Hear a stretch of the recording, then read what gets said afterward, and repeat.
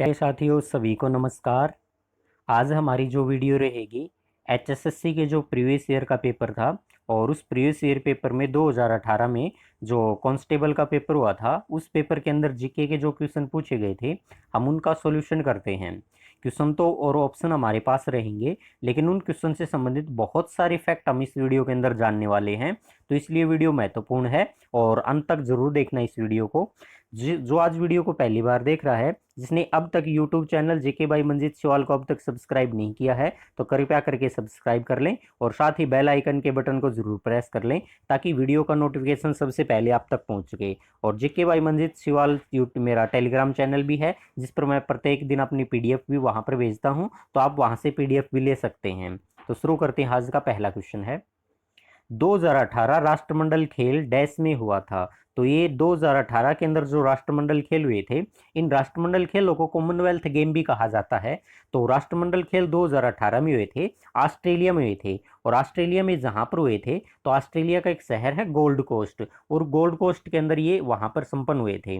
2018 के राष्ट्रमंडल खेलों के अंदर जो पहले स्थान पर जो देश रहा था वो ऑस्ट्रेलिया रहा था। ऑस्ट्रेलिया ने टोटल 198 पदक जीते थे और इस पदक तालिका के अंदर भारत का तीसरा स्थान था। भारत ने इस पदक तालिका में टोटल 66 पदक जीते थे। इन 66 पदकों में से भारत ने जो गोल्ड मेडल थे, स्वर्ण पदक थे, वो 26 स्वर्ण पदक जीते थे। सिल्वर पदक और ब्रॉन्ज मेडल जो है, जिसको रजत पदक और कांस्य पदक कहा जाता है, ये भारत ने 20 कांस्य और 20 रजत पदक जीते थे। और कुल मिलाकर भारत इस पदक तालिका में 66 पदकों के साथ तीसरे स्थान पर रहा था।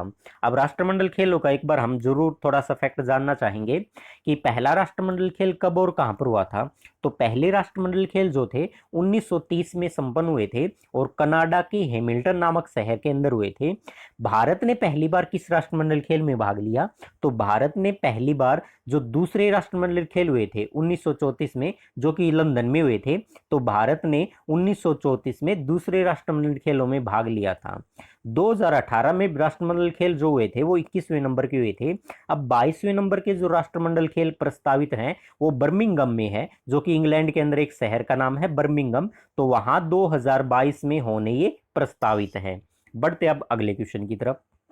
अगला क्वेश्चन है संसद में विधेयक की प्रस्तुति के संबंध में निम्नलिखित में से कौन सा गलत है। तो गलत का बारे में हमने बताना था। तो सबसे पहले है वित्त विधेयक सर्वप्रथम संसद के किसी भी सदन में प्रस्तुत किया जा सकता है।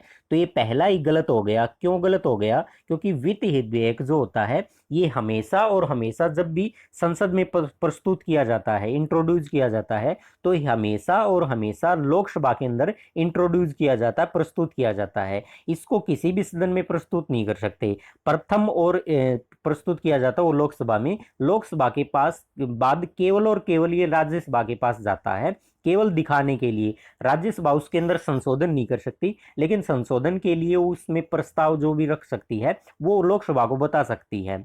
दूसरा है सभी विधेयकों के लिए राष्ट्रपति का अनुमोदन अनिवार्य है। तो सभी जो संविधान संशोधन विधेयक है राष्ट्रपति उनके ऊपर अनिवार्य रूप से क्या करेगा? अपना हस्ताक्षर करेगा, तो वो अनुमोदन अनिवार्य है। अगला क्वेश्चन है वित्त मंत्री वित्त विधेयक लोकसभा में प्रस्तुत करते हैं। तो भारत का जो भी वित्त मंत्री होता है वही वित्त विधेयक को लोकसभा के अंदर प्रस्तुत करता है।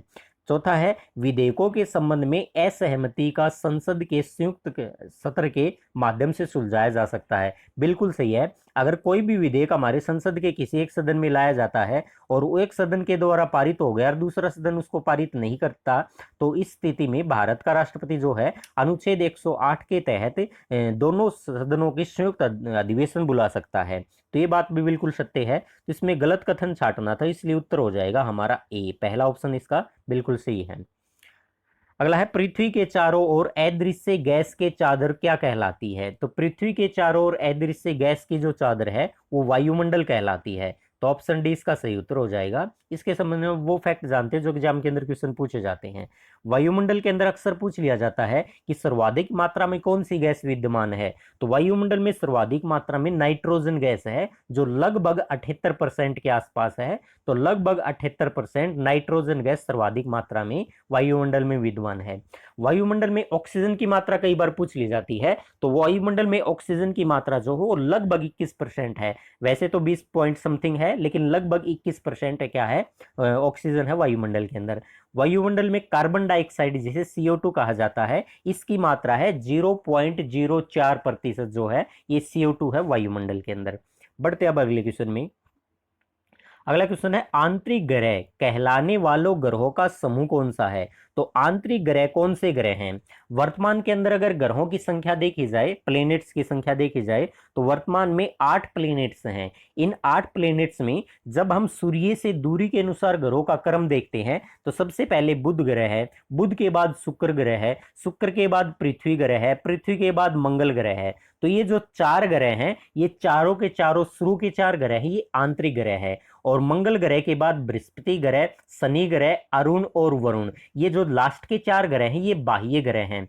तो शुरू के 4 ग्रह हैं वो आंतरिक ग्रह हैं। तो किस ऑप्शन के अंदर दे रखे हैं? बुध, पृथ्वी, मंगल, शनि, गलत हो जाएगा ये। और पहले ऑप्शन में दे रखा बुध, बृहस्पति, पृथ्वी, शनि, तो ये भी गलत हो जाएगा। बी ऑप्शन में दे रखा है बुध, पृथ्वी, नेपच्यून, गुरु, ये भी गलत हो जाएगा। और सी ऑप्शन में दे रखा है बुध, पृथ्वी, मंगल, शनि, ये गलत हो जाएगा। और एकमात्र ऑप्शन बच गया, अब यही इसका उत्तर होगा, चाहे देख लें, बुध, शुक्र, पृथ्वी, मंगल, ये इसका बिल्कुल सही उत्तर है। तो डी इसका सही उत्तर हो जाएगा। आंतरिक ग्रह जो है इनको स्थलीय ग्रह कहा जाता है, क्योंकि इनकी जो सतह है, जिनका जो सरफेस है वो ठोस होता है, सॉलिड होता है, इसलिए इनको स्थलीय ग्रह का नाम दर्जा भी दिया जाता है।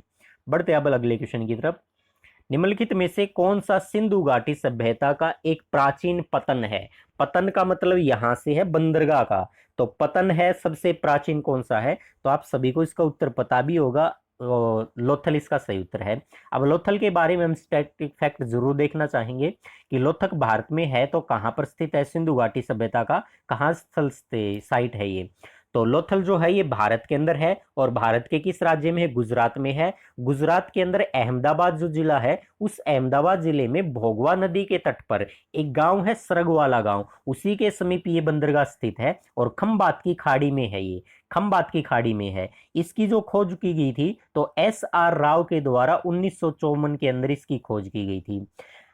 लोथल को लघु हड़प्पा भी कहा जाता है, लोथल को लघु मोहनजोदारो भी कहा जाता है, लोथल को मुर्दों का नगर भी कहा जाता है, क्योंकि लोथल से 20 शव जो हैं उसके प्रमाण एक जगह से मिले हैं, इसलिए लोथल को मुर्दों का घर कहा जाता है। यहाँ थोड़ा सा जरूर अंतर देखेंगे कि मृतकों का टीला कहा जाता है, मृतकों का नगर कहा जाता है, वो मोहनजोदारो को कहा जाता है। प्रेतों का नगर कहा जाता है, प्रेतों का टीला कहा जाता है, वो मोहनजोदारो कहा जाता है। जबकि मुर्दों का नगर कहा जाता है वो लोथल को कहा जाता है। लोथल से एक आटा पीसने की चक्की जो है उसके अवशेष भी लोथल से मिले थे। और लोथल जो है ये एक ही रक्षा प्राचीर के द्वारा घिरा हुआ जो था वो स्थल था। तो एक ही रक्षा प्राचीर के द्वारा घिरा हुआ स्थल कौन सा था? तो लोथल था। लोथल को उस समय गोदीबाड़ा के नाम से भी जानते थे, डोकयार्ड भी कहा जाता था, और लोथल जो है सबसे प्राचीनतम पतन भी है सिंधु घाटी सभ्यता का। आगे देखते हैं अगला फैक्ट क्वेश्चन। भारतीय साक्ष्य अधिनियम डैश में अस्तित्व में आया? तो भारतीय साक्ष्य अधिनियम जो है 1 सितंबर 1872 को यह अस्तित्व में आया था। ऑप्शन बिल्कुल क्लोज दे रखे, सभी चारों ऑप्शन के अंदर 1872 का साल दे रखा है, लेकिन तारीख भी सब में एक एक दे रखी है, लेकिन महीनों के नाम थोड़ा सा अलग दे रखे, जनवरी, अक्टूबर, सितंबर, दिसंबर। तो 1 सितंबर 1872 को यह साक्ष्य अधिनियम क्या था? अस्तित्व में आया था। बढ़ते अगले क्वेश्चन की तरफ। 1556 में अकबर की मुगल फौजों को हराने के बाद इस राजा ने विक्रमादित्य की उपाधि धारण की थी। तो किस राजा ने विक्रमादित्य की उपाधि धारण की थी? तो उस राजा का नाम है हेमचंद्र, जिसे हेमू भी कहा जाता था। तो हेमचंद्र जो है ये मुगल शासक की जो सेना थी, और किस सेना को इसने हराया था? तो इसने जिस सेना को हराया था वो तुगलकाबाद में वर्दीवेग को हरा दिया था और दिल्ली की गद्दी पर बैठा था। और मुसलमान शासक के अंदर दिल्ली की सिंहासन पर बैठने वाला एकमात्र हिंदू शासक था वो हेमचंद्र था, हेमू था। और जो हेमचंद्र हेमू था ये आदिल शाह सूर का ये सेनापति भी था। इसके संबंध में इतने सारे फैक्ट है। अगले क्वेश्चन देखते हैं। स्वाभिमान आंदोलन डैश द्वारा शुरू किया गया था? तो स्वाभिमान आंदोलन जो है रामास्वामी नायकर ने जो है इसके द्वारा ये शुरू किया गया था। अगला क्वेश्चन देखते हैं। भारत में खाद्य सुरक्षा अधिनियम वर्ष में लाया गया था, यानी किस वर्ष में लाया गया था? तो खाद्य सुरक्षा अधिनियम जो है ये लाया गया था 2013। इसका सही उत्तर हो जाएगा सी ऑप्शन जो है सही उत्तर हो जाएगा। 12 सितंबर 2013 को यह कानून बन गया था, और 5 जुलाई 2013 को ये प्रभावी रूप से लागू भी हो गया था। एक क्वेश्चन पिछले वाले के ऊपर चर्चा करते हैं। रामास्वामी नायकर जो था इसे पेरियार भी कहा जाता था, तो इनका उपनाम भी क्या हो सकता है, पेरियार। अगला क्वेश्चन देखते हैं। संविधान का वह अनुच्छेद जो जम्मू कश्मीर को विशेष राज्य का दर्जा देता है। तो एग्जाम के अंदर जब ये क्वेश्चन पूछा गया था, तो 2018 के अंदर ये एग्जाम हुआ था नवंबर में, तो उस समय ये पेपर के अंदर पूछा गया था। तो जैसे ही इस क्वेश्चन का उत्तर आपको पता है अनुच्छेद 370। हालांकि अब अगर देखा जाए तो जम्मू कश्मीर भारत का राज्य नहीं है, जम्मू कश्मीर भारत का अब केंद्र शासित प्रदेश बन गया है। 31 अक्टूबर 2019 से जम्मू कश्मीर ने केंद्र शासित प्रदेश के रूप में काम करना शुरू भी कर दिया है। अब बात करते हैं कि जम्मू कश्मीर को भारत के संविधान का दर्जा जो था किस अनुच्छेद के तहत दिया गया था, तो अनुच्छेद 370 के तहत दिया गया था। और जम्मू कश्मीर का अनुच्छेद 370 के तहत खुद का अपना संविधान था। अनुच्छेद 370 के अंदर 3 भाग थे, भाग ए बी सी यानी क ख ग। अनुच्छेद 370 का भाग क को छोड़कर बाकी बी और सी जो भाग हैं, इन दोनों भागों को खत्म कर दिया गया। अब जम्मू कश्मीर के संविधान जो पहले लागू होता था 370 के तहत, अब जम्मू कश्मीर का खुद का संविधान नहीं रहा, भारत का संविधान अब जम्मू कश्मीर के अंदर लागू होता है। देखते हैं अब अगले क्वेश्चन की तरफ। भारतीय संविधान में समानता के अधिकार के संबंध में निम्नलिखित कथनों पर विचार करें। तो पहला दे रखा अनुच्छेद 14, इसके सामने दे दिया कानून के समक्ष सभी समान है। तो ये कानून के समक्ष सभी समान है, ये बात लिखी गई थी अनुच्छेद 14 में। देखा जाए तो कानून की दृष्टि में सभी लोग समान नहीं है, क्योंकि भारत का राष्ट्रपति है, राज्यों के राज्यपाल है, केंद्र और राज्य के अंदर जो मंत्री हैं वो इसका अपवाद है। तो अनुच्छेद 14 के अंदर लिखा है कानून के समक्ष सभी समान है। हालांकि इसकी दो अवधारणाएं हैं, पॉलिटिकल पढ़ेंगे जब इसके बारे में विस्तार से देखेंगे। तो इसके अंदर ये लिखा गया था बिल्कुल सत्य है। अनुच्छेद 16 में लिखा है सार्वजनिक रोजगार में अवसर की समानता, ये बिल्कुल सही है। ये भी अनुच्छेद 17 में दे रखा है अस्पृश्यता निषिद्ध है, यानी अस्पृश्यता का अंत है, अनुच्छेद 17 में लिखा है। अनुच्छेद 19 आगे लिखा हो उपाधियों का उन्मूलन, तो ये बात बिल्कुल गलत है, क्योंकि अनुच्छेद 19 में दे रखा है स्वतंत्रता का अधिकार और 6 प्रकार की स्वतंत्रता का उल्लेख है अनुच्छेद 19 में। और उपाधियों का जो उन्मूलन है ये अनुच्छेद 18 के अंदर है कि उपाधियां जो टाइटल्स हैं इनका उन्मूलन है, यानी उपाधियों पर पाबंदी है। लेकिन 2 प्रकार की उपाधियां इस प्रकार से दी जाएगी, सेना के द्वारा जो उपाधियां दी जाती थी अब भी दी जाएंगी, आगे भी दी जाएंगी। और इस प्रकार से शिक्षा के क्षेत्र में जो डीलिट की उपाधि, डॉक्टरेट की उपाधि, ये पहले भी दी जाती थी, आज भी दी जाती है और आगे भी दी जाएंगी। तो अनुच्छेद 19 इसका जो लिखा गया था ये गलत है। तो किस ऑप्शन के अंदर ये बात ठीक लिख रखी है, तो अनुच्छेद 4 में दे रखा है, सॉरी ऑप्शन 4 में दे रखा है, ऑप्शन 4 में दे दिया, क्या दे दिया कि 1 2 3, ये बिल्कुल सत्य है। तो इसके अकॉर्डिंग उत्तर 4 हो जाएगा। बढ़ते अगले क्वेश्चन की तरफ। निम्नलिखित में से कौन सा देश महान भौगोलिक रचना भारतीय उपमहाद्वीप में शामिल नहीं है। तो भारतीय उपमहाद्वीप में शामिल नहीं है, तो म्यांमार जो है भारतीय उपमहाद्वीप में शामिल नहीं है। भारतीय उपमहाद्वीप में कौन कौन से देश शामिल है, जो भारत का जो हिंद महासागर का क्षेत्र है इसके साथ लगते वाले देश जो हैं वो शामिल हैं। लेकिन कौन से देश, वो देश जो कभी गोंडवाना लैंड का भाग था, यानी कि भारत जो है ये यूरोप महाद्वीप और एशिया महाद्वीप, जिसे यूरेशिया महाद्वीप कहते हैं, तो भारत एशिया महाद्वीप का हिस्सा है और यूरोप और एशिया एक ही धरातल के साथ जुड़े हुए हैं। हालांकि भारत का जो प्रायद्वीपीय भारत है ये कभी गोंडवाना लैंड का भाग होता था, यानी अफ्रीका की मुख्य भूमियों के साथ जुड़ा होता था और धीरे धीरे करके उससे अलग हो गया और यूरेशिया के साथ आकर मिल गया। जो प्रायद्वीपीय भारत शामिल हुआ है वो गोंडवाना लैंड का भाग है वर्तमान में भी। तो म्यांमार इसमें शामिल नहीं है। शामिल देश कौन कौन से हैं भारतीय उपमहाद्वीप में, बांग्लादेश, भूटान, भारत, मालदीव, नेपाल, पाकिस्तान और श्रीलंका, ये शामिल हैं। तो म्यांमार का कहीं भी नाम नहीं है, तो म्यांमार इस क्वेश्चन का उत्तर बन जाएगा। अगला क्वेश्चन देखते हैं, भारत का वर्तमान विधि मंत्री कौन है, तो यानी कानून मंत्री कौन है वर्तमान में, तो रविशंकर प्रसाद जो है ये वर्तमान में कानून मंत्री है। 16वीं लोकसभा जो थी उसमें भी कानून मंत्री यही थे और वर्तमान की जो लोकसभा है यानी 2019 में जो चुनाव हुए थे 17वीं लोकसभा के, इस 17वीं लोकसभा के अंदर भी नया जो कैबिनेट बना है, नया मंत्रिमंडल जो बना है, उसके अंदर जो मंत्री बनाए गए हैं कानून मंत्री वो रविशंकर प्रसाद ही बने हैं। देखते हैं अगले क्वेश्चन की तरफ। नीली क्रांति किससे संबंधित है, तो नीली क्रांति जो है ये मछली पालन से है, तो मत्स्य पालन से इसका संबंध हो जाएगा। 1970 में जो 5वीं पंचवर्षीय योजना चल रही थी, उस 5वीं पंचवर्षीय योजना में नीली क्रांति, जिसको हम ब्लू क्रांति बोलते हैं, ब्लू रिवोल्यूशन भी बोलते हैं, तो इसमें इस क्रांति का क्या हुआ था, शुरुआत की गई थी। तो किस क्रांति में शुरुआत हुई थी? किस पंचवर्षीय योजना में शुरुआत हुई थी? पांचवी पंचवर्षीय योजना कब हुई थी? 1970 के अंदर। तो मत्स्य पालन से इसका संबंध हो गया। देखते हैं अगला क्वेश्चन। एक दिए गए स्थान और समय और वायुमंडल की स्थिति को क्या कहते हैं? तो उसे कहा जाता मौसम। यानी एक समय के लिए, यानी दिन दिन का समय ले सकते हैं या एक सप्ताह तक का समय ले सकते हैं, उसे मौसम कहा जाता है। और जब लॉन्ग टर्म के लिए चलता है तो उसे कहा जाता है कि जलवायु कहा जाता है। देखते आगे। मोहम्मद गजनबी ने थानेसर पर आक्रमण किया था। यानी मोहम्मद गजनबी ने थानेसर पर कब आक्रमण किया था? तो मोहम्मद गजनबी ने 1014 में थानेसर पर आक्रमण किया था। मोहम्मद गजनबी जो था उसने भारत पर 17 बार आक्रमण किए थे। 17 बार मोहम्मद गजनवी ने भारत पर आक्रमण किए थे। हेनरी इलियट के अनुसार गजनवी जो था ये 1000 से लेकर 1001 से लेकर और 1026 तक ये भारत में रहा था। इस दौरान इसने 17 आक्रमण किए थे।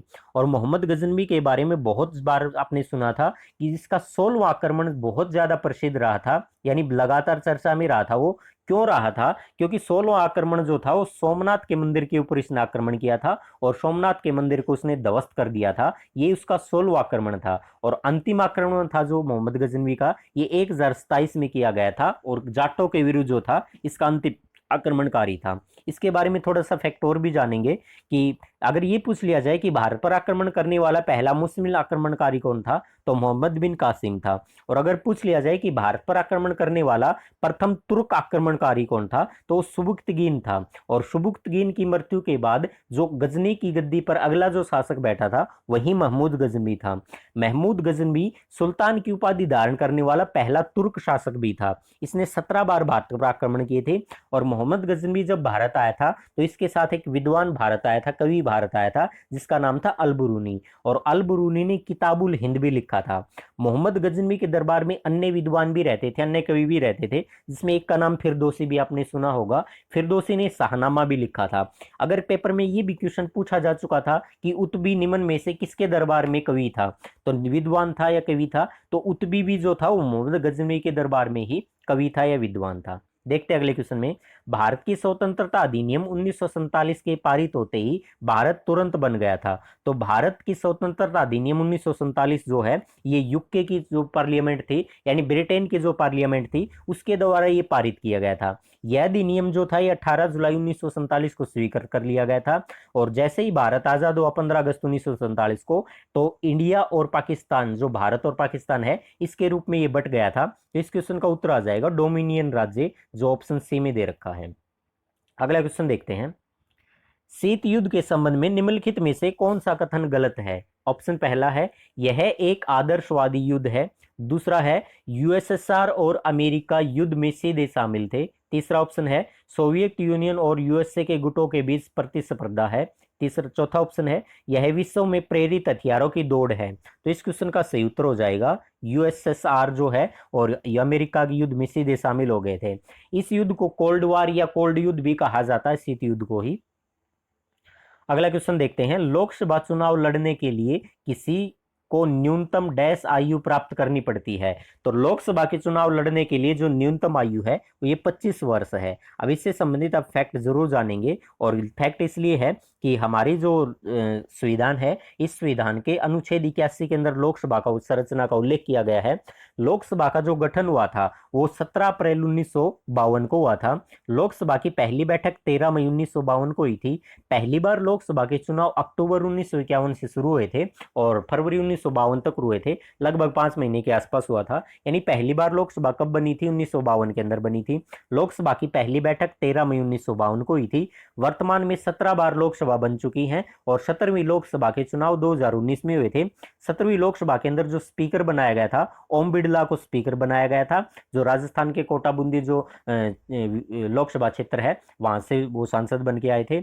और अगर पूछ लिया जाए कि 17वीं लोकसभा के अंदर प्रोटेम स्पीकर किनको बनाया गया था, तो टिक्कमगढ़ जो मध्य प्रदेश में है, तो इसके अंदर जो टिकमगढ़ लोकसभा क्षेत्र है वहां से चुनाव लड़कर आए थे वीरेंद्र सिंह खटीक, उनको लोकसभा का प्रोटेम स्पीकर भी बनाया गया था।